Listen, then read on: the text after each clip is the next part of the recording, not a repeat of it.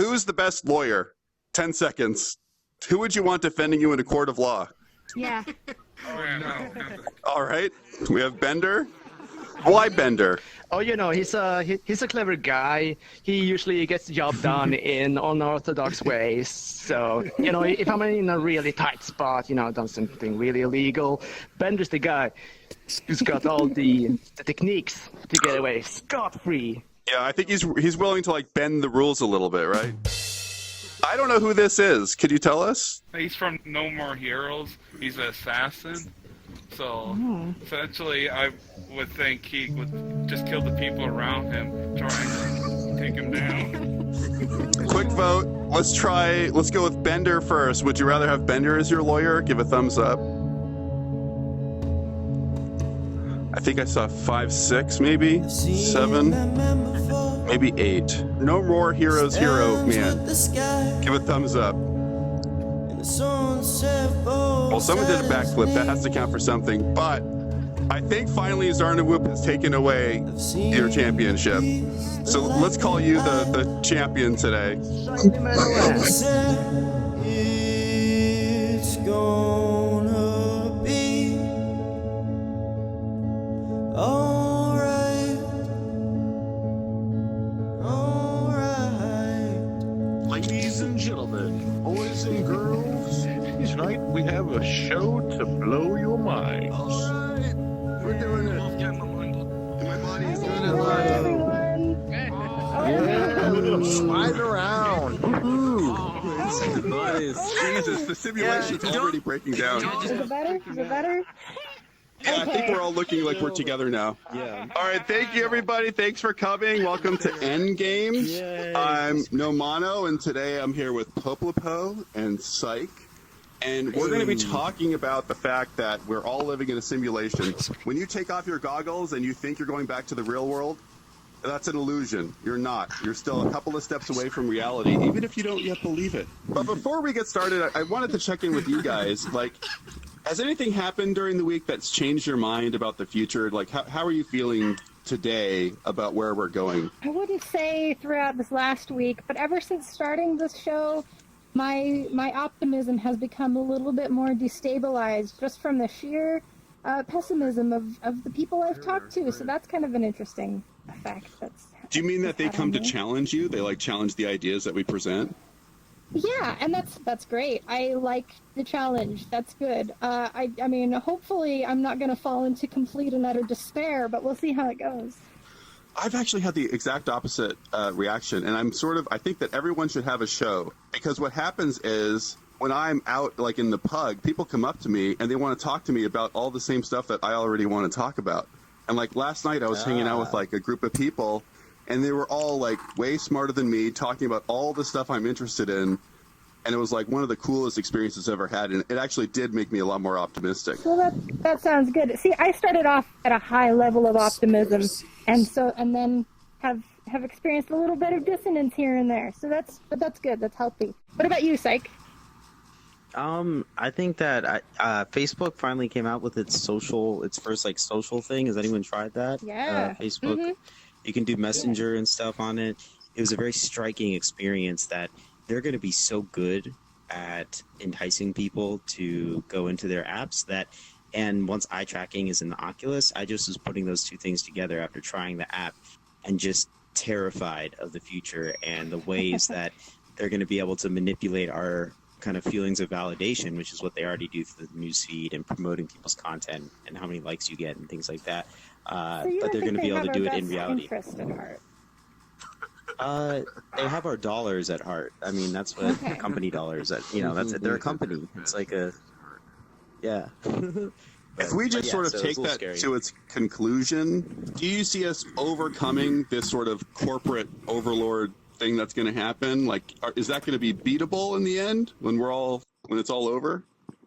No. I think we end up in a complacent, kind of docile existence in which entertainment is instantly transformed to what we want, and we're consumed by the virtual environment kind of thing. That's a negative outcome, but hopefully that won't happen. How about this though? What about a company or two or three or several that have like a really long-term vision that understand that if humanity declines to the point where it's completely passive, they're not going to profit anymore because we're eventually just gonna decline and we're not going to be a vibrant species anymore. That's true. If you can find a company That's about true. that, I haven't like thought about let me that. know. It's all about the quick buck. Maybe Exxon? Are they a company like that? Possibly. Yeah, I've always believed in Exxon. I think that. I guess in my experience, mutual benefit tends to win out. And in my optimistic viewpoint, I'd like to think that that's true between humanity and the forces that manipulate humanity. We'll have to see. The longer vision companies that are out there are the ones that are not publicly traded. The shareholders on a publicly traded company, their bottom line is, if you're not making me money, I'm going to dump your stuff, and their stock goes to nothing.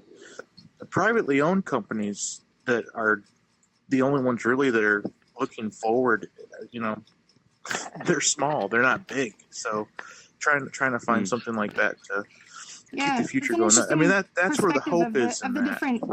There's different variables involved and different motivations depending on what the organization is like. That's true. So is Ghoster around? So I want to take a moment to talk. Ghoster, come up to the podium. Every week I'm going to try and check out with somebody that is like a VRchat regular, and I kind of want to get their take on this whole thing. So like when we're talking about the future and like whether or not humanity is going to make it or just all fall apart, how are you feeling about it? So I believe humanity is going to die in space. It's going to be pretty simple. We're going to go to space. We're going to live there for maybe a few generations, and then we're going to kill ourselves off. Whether it be by accident, such as like a quantum warp drive that completely destroys the universe, or I don't know. We have massive spaceship battles like Star Wars, where we kill each other off just over political views. So we're all on Earth, and we're all stuck here. We're all crowded into these big cities and kind of packed into one place together, and that kind of that doesn't aid us in really feeling great about each other. I mean, lots of people that are packed into a small space, can have trouble getting along. But we have still survived up to this point. If we get to the point where we have more freedom to go elsewhere, what would drive violence more than, like, why would we be more violent when we have more spatial freedom than when we're all packed into the same place together? The one thing I will have to say about that is that since we're all packed, we have a multitude of views. I mean, you go to a public education school, you get to meet people from, two houses down and also 3 miles away or 5 miles away. There's much more diversity that you can see and you can interact with. Whereas in space or on a space station, there's very few people and you get no outside contact other than shippers or people who bring in resources. I suspect either we're going to make it off planet and succeed, or we're just not going to make it and that will be the end. And it's interesting to take the point of view that we're going to make it off planet, and like with all that space and all the places for us to spread out and then destroy ourselves seems unlikely. But I think where you sold me a little bit on that idea is how that exaggerates the bubble, right? You're sort of saying that like we see bubbles now and we have all these problems with it. And when you start separating people, by galaxies or whatever, solar systems. Or by planets or wherever you live. It gets even bigger. But it could also be out of sight, out of mind, right? Yeah, go ahead. Yeah. I hope so, but... Yeah, I really don't think that humans will end up going to space. It's just too complicated. Like, not humans, talking, but we will send robots. Of years. Or we will become robots, and then we will go to space, but not, we'll evolve like, first not and in then our present human condition. Like, if you can send a robot to space and then you can perceive what the robot perceives, like, are you that robot? Yeah, and it's interesting because Elon Musk has both SpaceX and he has Neuralace, which he just founded, which is lacing neural nets and electrically stimulating neurons. So it's interesting that your argument about like that technology might progress fast enough to create more bionic people before technology progresses for us to be in space. I haven't thought about that kind of juxtaposition before. So the human condition will change before we get to space. I operate under that being an assumption. Like when I say humans getting to space, we're already changing so much in like the last decades. when we get off, whatever state we're in, I mean, I don't know. I guess I don't know how to change the terminology. I still consider us human to some degree if there's like the essence of who we were at some point. You know? That's quite the question, though. It's like our dreams make it. What's our essence? What if, we take Hypertech's suggestion, why don't we go robots? Yes, but then you wouldn't be human anymore, and that would defeat the purpose. You're asking about humanity in itself. Purpose? Well, the point is to spread out. I want humanity to get out there, not just our probes, right? We're not going to make it that far because we're running out of water. Look, there's a lot of problems, and there's going to be a lot of obstacles on the way. 20%. We are not going to make it that far. I think that's a subject we're going to need to return to. But that sort of attitude is a self-fulfilling prophecy as well. If you don't plan to last a long time, you're definitely not going to last a long time. Yeah, you got to see Tomorrowland. I'll teach you about optimism. Every day. Yeah, thanks, Ghoster. All right. So now, before we actually get into it, I want to take a quick poll about who buys into the idea that we're in a simulation. So the simulation hypothesis is just the idea that we are not existing in base reality, that we're in some form of a computer simulation. So if you totally believe it and you're certain we're in a simulation, I want you to be on this side of the spectrum, like this circle is the spectrum. And if you think that it's complete bull and it's down this line, it's a silly idea, then you're all the way by Mr. Pinky. And then, of course, if you're halfway in between, you're down there by Dragon in the middle somewhere. So let's just see where people sort of line up. And I want us to take a mental picture to see if anyone's going to change their mind after today. Oh, yeah, I'm somewhere over here, I guess. So I want to start just by laying out Nick Bostrom's the simulation argument. I was reading the paper a little bit today, and I was like, oh, this makes a lot of sense. I didn't necessarily understand everything because it gets into a bunch of equations. But the basic idea is that one of three things is true. So either the human species is very likely to go extinct before we reach some kind of post-human stage. So basically, like before we hit any kind of singularity or any kind of super technology where we could produce these great simulations, civilizations just tend to die off. Like that's one possibility, right? And that would mean we're not in a simulation and we're just going to see the end at some point soon. The second thing that might be true, any post-human civilization is extremely unlikely to run a significant number of simulations of their evolutionary history. So basically the idea that we're going to get the technology, at some point we're going to reach, having awesome computers that can simulate entire galaxies or whatever, but we will choose not to do it. Maybe there's an ethical reason, maybe we'll sort of see the light and we'll go simulating people and then destroying the program is unethical, or for whatever reason, we just decide not to do it. The third thing is that if those two things aren't true, then we're almost certainly living inside of a computer simulation. It follows that the belief that there is a significant chance that we will one day become post-humans who run ancestor simulations is false, unless we are currently living in a simulation. So if we don't die off, and we reach a point where we can create simulations, and we do it, there's going to be so many of them that it's unlikely that you live in the base reality. If the simulations are so good that you can't tell, it's arrogant to think, oh, I'm in the real reality. I'm not one of those other people in the simulated reality. I'm real. I have a question for clarification. He mentions ancestry and evolution. Basically, he's saying that humans already, in this scenario where we're simulated, humans already evolved once, and then they evolved to the point where they could run a simulation, and then they're running a simulation of their own species again? Yeah, basically. And like he didn't always use the term human. I think that might have just been the one I was reading recently, but he's talking about any kind of technological civilization. Then the question is, are we there yet or not? Right. It's interesting. It's like are we there right now? But I do think that real human interaction, there could be an intermediary like social VR where the people we're interacting with, like perhaps maybe we are living in the future, and they found that the only way to convince someone that you're actually living in a simulation is to combine AI, like random events that occur in your life, with real people who are also in the same simulation as you. So there could be social network simulations or something run by Oculus. That sounds very similar to paranoias that I've come across before. Okay, all right. That's interesting. Yeah.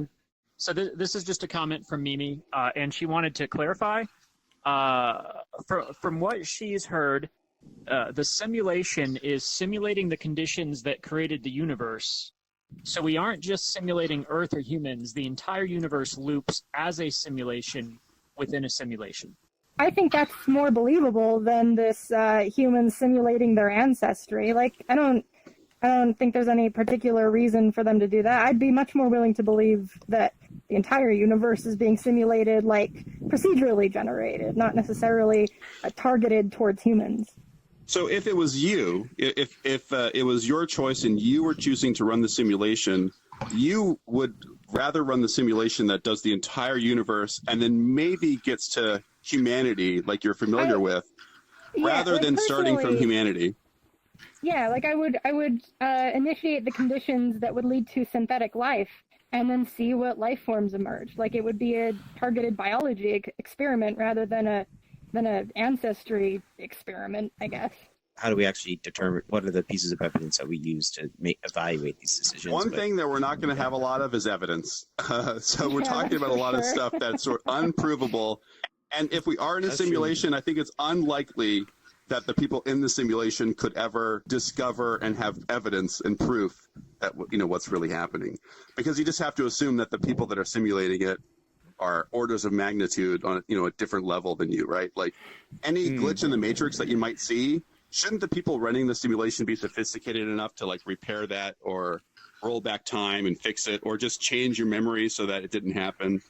Like, it's unlikely for us little simple little simulated humans to figure it out. Like, if you're playing the game The Sims, all the stuff you do to them, they don't notice a difference to them. It's just going on like normal. It would be fairly easy to trick the people in the simulation, right? Like, if this simulation was, let's just say, all about you, it doesn't have to simulate the whole universe. It just has to simulate the stuff around you and fool you into falling for it. Right, which would take much less processing power than simulating an entire universe. That's true. I just had a thought about the base universe creating a simulation, and that simulation creating another simulation, and so on. The original universe can only support as many alternative realities within these extra simulations as the hardware can sustain. So maybe if the hardware though is the fabric of the universe, we don't understand what the fabric of the universe is. We don't know where its hardware limitations are. Yeah, because in my case, I was thinking, let's say it's a computer, like how we see it in computers as of today, but super powerful. Let's say it's powerful enough to simulate maybe 50 universes. Then there can only be 50 extra universes, not infinitely. Tell me if I'm getting this right. Basically, like, let's just say that our universe has a complexity level of like 100. Within that universe, you can't then create 10 more universes of a complexity of 100 because you're using more than the resources of the entire universe. So like you have to, each step is a step towards less complexity. The actual number of the simulated universe, that's could be any number, small or big, or gigantically big, but not infinite. And I think that the idea is that even though if it's not an infinite number, it's still such a high number that it's unlikely that you exist in the real one. Like you're more likely to exist in, even if it's not infinite, your chances are better you're in the simulation than in reality. Now, I don't personally believe that we're living in a simulation. However, people who do say that there is evidence for it in terms of quantum mechanics, and that some of the stranger things in the quantum mechanical realm can be explained if we were in a simulation. Just one other point I want to mention is that if we are in a simulation, it doesn't have to be running in real time. You don't need infinite computing power, because if we were to build a simulation, it might take an hour to simulate 1 second of virtual time. So computing power isn't necessarily as much of a limitation as we might think. Well, it's an example from quantum physics. You said quantum physics the uncertainty principle. For someone who doesn't understand quantum physics too. Well, I don't think anyone understands quantum physics, really. Okay, but, good, because I'm like... For example, the uncertainty principle, the fact that you can't measure the velocity and position of a particle at the same time, or certain aspects of quantum mechanics where if you observe the system, the act of observing it changes it. So those are very strange things, and yet they appear to be valid. Yeah. Also, there's an interesting point that, like, you know, I mean, this goes back to what is reality, I guess. But like, when you guys are talking about assumptions and probability, I'm even thinking of things like social situations where assumptions are made all the time about what people mean and how they're acting. And I think someone made a comment that I completely, it was on like Reddit or something, that was exactly going to be my like kind of claim, is that we're already living in a biological why don't you simulation. elaborate? If you think about like all the touch or proprioceptive information that we get, the physical sensations, our, you know, emotions and everything, all of that is arising from our interaction with the environment. And so in order to make sense and have a consciousness and experience of the world, it's basically that our brains are constructing our own simulation so that we can put pieces together, and we're using heuristics and quick judgments in order to understand things. And that's why it's interesting that we're talking about simulation and we come back to assumptions and probabilities, because it all seems like it's kind of related in a tangential way. So each of us is we've got our own interpretation of reality, and each person has a different constructed form of what that reality looks like, and what the rules are, and what everybody's doing at any one point. There's no way for us to really connect to each other's personal simulations of reality. I think that's where you sort of get frustrated, because then the conversation can very quickly degrade into a couple of people that are really stoned just talking about, do I see the same color green that you see, man? Like, it's totally, you can't tell. Psych was talking about biological simulations, and earlier you guys said something about, like, simulating just one person rather than the whole universe or whatever. And our brains kind of already do that in, like, lucid dreams and stuff. Maybe dreams, because we're constantly interpreting reality, maybe the brain is just practicing that simulation while we sleep already, and then lucid dreams is like going one step deeper into your own simulation. When you sort of talk about like having to simulate the whole universe, when you think about lucid dreams, it seems completely unnecessary, right? It's completely constructed within my own mind, and I'm sure that not all the details are there, but it's always enough to fool the dreamer, right? It always feels real. Yeah. That's been my argument for how we are sure that, like, we could construct something like a matrix environment, because our brains already create simulated realities all the time, every single night. Like, we know that it's possible to fool the mind into perceiving something differently. So if we just use that and then get the technology to get there, the principles are already in place. Is anybody in a dream right now? No, sounds like slightly off topic, but on topic. Biologically, we are programmed through DNA. DNA is very clearly, and it is a programming system. We know this. So you cannot deny that all biological objects are programmed. Yet, other things like rocks, not so much programmed. There's no real programming in those. So I have to question. I think that we are part of a simulation, but I don't know that it's a computer simulation, because I feel like if we were, then why would the biological portions be programmed and not everything else? Rocks do have a complexion of chemicals. I mean, there are building units and blocks that are creating the rocks. So I think it's a really interesting point, but I think it's also, the rocks are made out of something, and that thing has also continued to change theoretically alongside the DNA in the existence of those things. So it's just, all starting from molecules in a big bang or something. So it's kind of interesting. The DNA molecule, for sure. Like, DNA is legitimately a programming language. It operates within a chemical operating system. That much is very true, and that's kind of. But it also takes place, with the consistency with the rest of the universe. So the physics of the rock, like, are well understood against the physics of how DNA operates. We don't know how DNA came into being exactly. But something I did want to bring up about the simulation theory, and thank you for bringing it up, is that it could be argued that our universe is naturally inclined to produce algorithmic programming, like we mentioned, DNA is a programming language. It evolved, as far as anyone knows, like it came into being on its own. There's a natural tendency in nature to create algorithmic processes. And then, we're all really used to computers and everything, but the invention of the CPU and computers is actually kind of a big deal in relation to that, because it certainly wasn't done with complete knowledge of how DNA worked. In fact, the basics of computer science were developed at the same time that people were figuring out how DNA worked and were discovering it, basically. Go ahead, Ghoster. All right, Ghoster. I remember hearing really long time ago from this guy way back, like in the 18th century, I believe. It's a thought experiment. And so what it is the guy said, okay, I'm going to imagine two possible states. I'm going to imagine myself without my brain, and I'm going to imagine myself without my body, and if I can do it. So if you imagine yourself without your body, you're a soul. I mean, you're just kind of like floating out there. And then he said, okay, well, what if I don't have my mind? The thing that makes me. So he's trying to figure that out. What makes me me? And so he found out that if he doesn't have a mind, then he can't be. So in synopsis, he said, I think, therefore I am.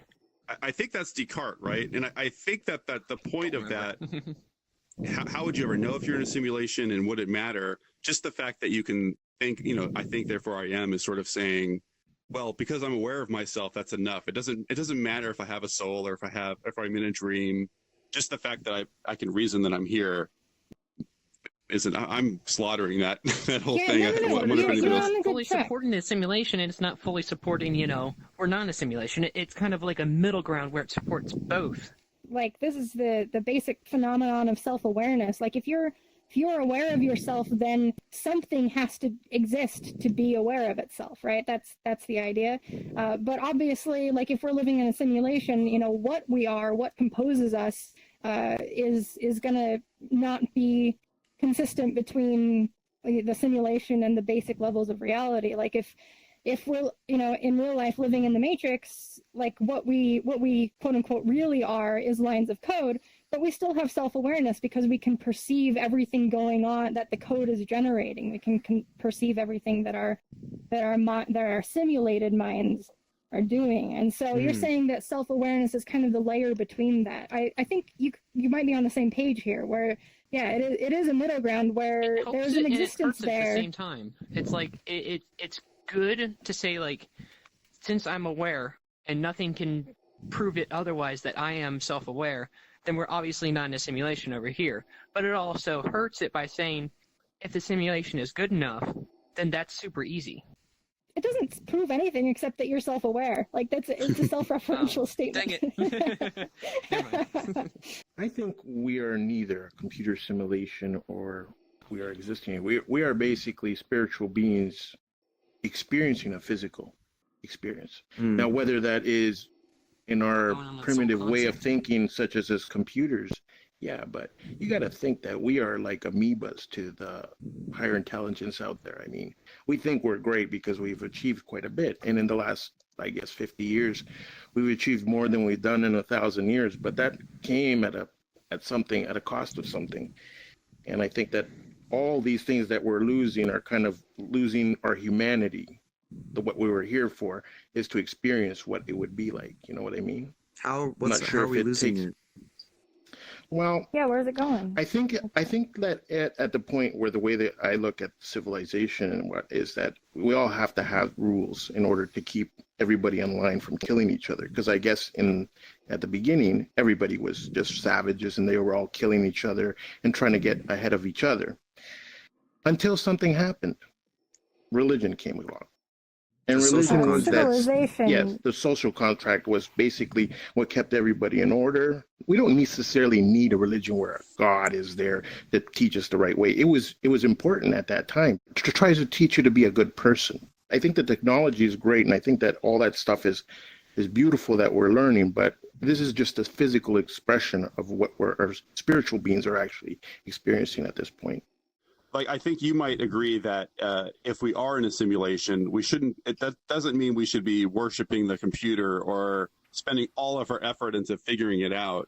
Like being spiritual has a lot to do with just being present and like accepting where we are. Sometimes, we look too far ahead and we put ourselves in a position where we lose track of what's really important out here. And I mean, all these people here right now, they're all people and they all have feelings and we don't know them, but it's important to learn about them. And we're losing that feeling now. This is great now because I get to virtual reality in terms of VRchat. I get to chat with a lot of people that I may not normally talk to on the street or, in everyday life. And I think that this is the important part, is the experience that you get with the people that are around you and what you get out of that. Because I think spiritually you grow when you start to learn how to live with people and, in harmony, I think that's what it's all about. Hey, so I have a comment from Mimi where she's suggesting, or she's saying that the only time we will know if we're in a simulation is after we get to the point that we can run a simulation ourselves. After that point, the developers might be able to interfere with the simulation. And she saw a comic explaining this where they start a simulation that simulated the universe. They fast forwarded to the day they are on, and they decide to mess with the simulation by placing a cube by themselves in that simulation. They did so, but unexpectedly, they see a cube near themselves as well as a cube in the simulation. This is because they discover they are also in a simulation, and the simulation above them also placed a cube. I think that destroys your whole, I wonder, so Poplopo, here's the challenge for you. I'm being too aggressive.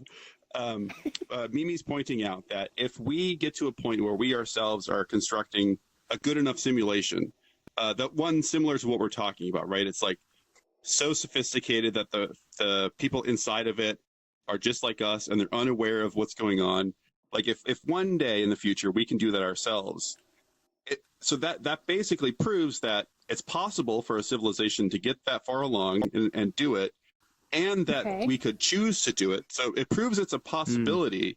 So once you get to that point, don't you have to assume that it's more likely that you are within the simulation because it's possible? Yeah. Sure. That definitely changes the variables. It's still, as far as I can tell, within the realm of speculation rather than like something observable, but it definitely becomes more of a possibility for sure.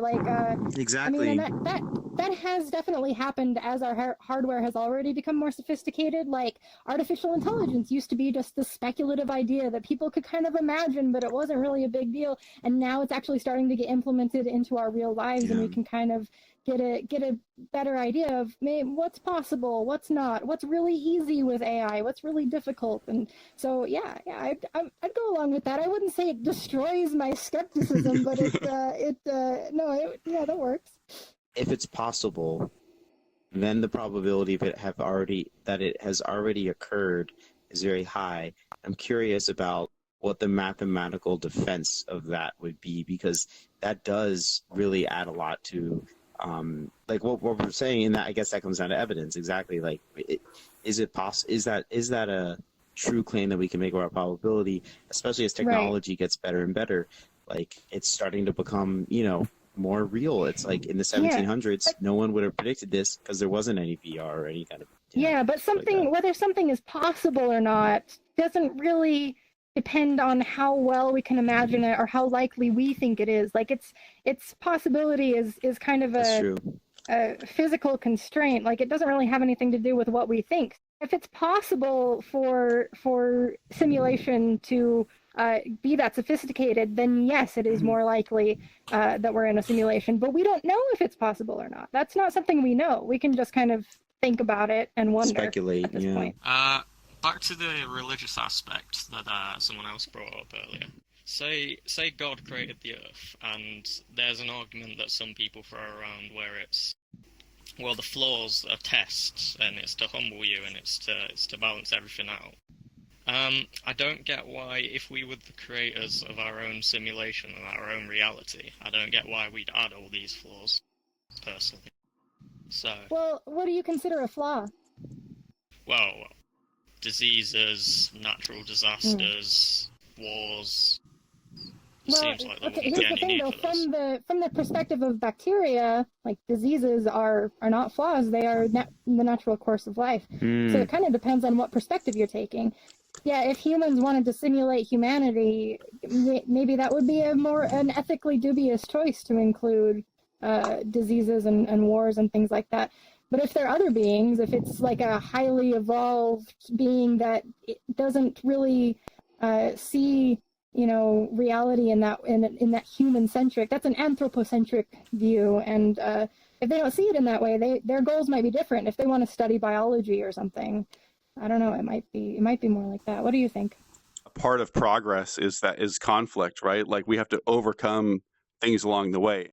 What is a perfect world? How do you set up the world so that every human is happy and everything works out for everyone? Is that possible, or do we need the negative aspects of our reality? This seems like a topic for an entirely other podcast, because I feel like I could really get into this with you, but I probably better not at this point. I just kind of wanted to also mention some maybe like Eastern philosophies, because I think the idea of a simulation theory is really Western. It's like more scientific, a different way of explaining our reality than like the more ancient ideas, like that we're connected to a computer of some higher civilization. But I mean, let's just assume that we are in the base reality that's purely biological. There is what, like in the ancient Vedic traditions, ancient India, what they call Maya, which is, I think it just means illusion. And it basically is the word to describe that everything we're perceiving is kind of a big mirage or a hologram. And so science, I think, is not the only way that you can understand or try to grasp this, and that there are sages, or what you would call a sage, or wise human beings who have at least claimed and come to a doubtless place in their human experience that what they're experiencing is fully an illusion in their consciousness. So I just kind of wanted to say that, because I think the simulation thing is limited in its way of saying that we're connected to just a computer. Yeah, I like that. And it's a good point. This isn't an entirely new idea. The concept that this is just a simulation, or the fact that it's an illusion, and perhaps, it's something we're all dreaming together, like that, those ideas have been brought up before, especially in the what did you mention? Hinduism? In different contexts, right? Yeah, it's been interesting for me to see how my perspective has changed. Like Duncan Trussell is a comedian who has a podcast, and he would, I think he took quotes from the Bible. I forget exactly which book, but would replace certain terminology with like the programmer, or the program, or whatever. And you think of God as the great programmer or whatever. And when you read it like that, it does make a lot of sense. It's just like a different perspective on like the philosophies of different religions, right? Yeah. And like I personally rejected a lot of that stuff, and now I'm coming back to it in a lot of different ways. And it's strange to come back to it from a very technologically focused way. Like I recognize that's a strange thing to be happening in my mind, where I'm like thinking about computers and going like, boy, I wonder if computers are the whole universe. Like maybe that's my philosophy. Yeah, I was actually wondering about that, and like while you were talking, I was thinking about religion, and I was thinking, okay, like, are we going through a phase that, I mean, and again, everyone has different opinions about religion, and my own is that I think that it was an adaptive thing that was created. We've talked about societies being tribal and stuff, and the social contract, and I think that it became the social contract is an agreement amongst people not to kill each other, basically, to be together. And so it's interesting because now we're entering the metaverse, and now we're talking about, is everything a simulation? Summarized perfectly by saying that if you replace God with programming, then all of a sudden these ideas that are starting to creep up on us, and that we're starting to be like, maybe this is possible, then is this what people experience, in my opinion, like when writing like the Bible or like the Torah or whatever, like, is this the kind of process of thinking that was going on? Thinking like, how could we exist otherwise without this being true and that being true? And I don't know, it's just an interesting thing. There's a lot of analogous processes. They just have different terminology. It's just about the time. Yeah. You were asking earlier on for evidence that we are or are not living in a simulation. I don't believe we are, but it would explain something called Fermi's paradox. There's this guy named Enrico Fermi a long time ago who took the age of the universe and the size of our galaxy, speed of light, did a calculation and said, look, if there's intelligent life anywhere in our galaxy, they should be here by now. The galaxy should be teeming with life. Where is everyone? Well, if we're living in a simulation, then whoever built the simulation may have simply not bothered to simulate life on other worlds. We're going to speed through these, okay? Shoot, I'm spinning. Why am I spinning? Mine'll be quick as soon as slow down. the bug here gets his shit together. He's got the spins. Spinning. Put one foot on the floor. Are you sitting on my controller? I'll just cut ahead of this guy because I'm much bigger than him, and other than stinging me, there's nothing he can do about it. What if God was an acronym for the project that represents our simulation? GOD. Okay, I'm done. What's it mean? Okay. No explanation. No, I think we're supposed to imagine. Yeah, what does it stand for? So if you're, hey, maybe you just close your eyes. So, I think that in my scientific opinion, you look like big food, and I want to bite your feet. So wait, only Poplopo's in danger, right? I think. Yeah. You can't harm me. Yeah, you're a robot. You don't want none of that. Stage, so I'm safe up here. So before we go, all right. Let's have. I'm going to run that same question, and I just want to see if anyone is going to end up standing in a different position. So if you remember from the very beginning, do you think we're living in a simulation? If you are certain that you are, you're over here by Global Insight, and if you're sure, if you think you're in base reality, you're by Mr. Pinky. So try and like spread out. And if you're still unsure, you're just somewhere in the middle over here. I'm in the middle. I just want to see where most of the weight is. Same as I was. Real fast. Look, there's only 4 people over there. Everyone's. You destroyed it. Oh, this is actually this is very good. Like most people are somewhere in the middle. There's not that many people with absolute opinions. I prefer that. So you two though, like how have your feelings changed about the simulation? Have you had any change of mind?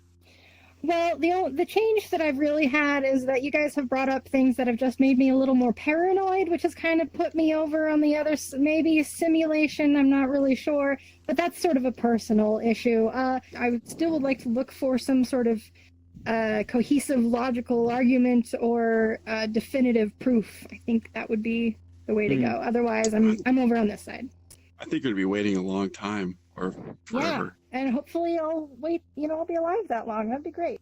It's interesting. Like we're talking about probabilities and everything, and here we are talking about philosophers from hundreds of years ago, and yet they still have the same kind of thoughts, and we're talking about the same kind of concepts. So, what's the probability that here we are pondering the same kind of things that we've evolved? Really, I mean, people, hundreds of years ago have the same underlying neurobiological structure. So are we just revisiting the same topic over and over again, masked in different clothing and stuff? And I think that maybe part of how we've evolved is to bond with one another by contemplating ideas that can't be proven or disproven, but that unite people in a common belief. So it's striking. I didn't expect to walk away from the situation with a understanding of religion and how that might relate to this discussion, but it seems like it's human nature almost to contemplate these kinds of things, and that's what makes us human. And honestly, if we might be in a simulation right now, we might not, but either way, this is our reality. Given the opportunity, do you take the blue pill and things remain as they are and you wake up and your day resumes, or the red pill and you just see how far the rabbit hole goes? Pretty much we're all taking the blue pill, and it comes back to probabilities and trying to understand, but it's it's hard. It's not me. I'm breaking out of here, dude. Let's all break out together. Yeah, don't speak for everyone. I'm out of here. Me too. All right, thank you everyone. Yay. Thanks for coming. Where's the camera? Wait. Bye, humanoid. Bye. Before you leave, we gotta take a group picture. Short people on the stage, and then the taller people, the awesome Can we do it? Are we good? It's gonna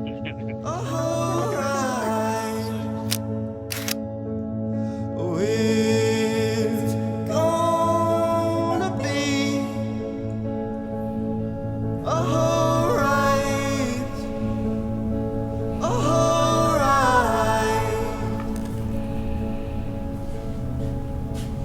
I miss them. I know. I want to go back. Should have taken the blue pill. I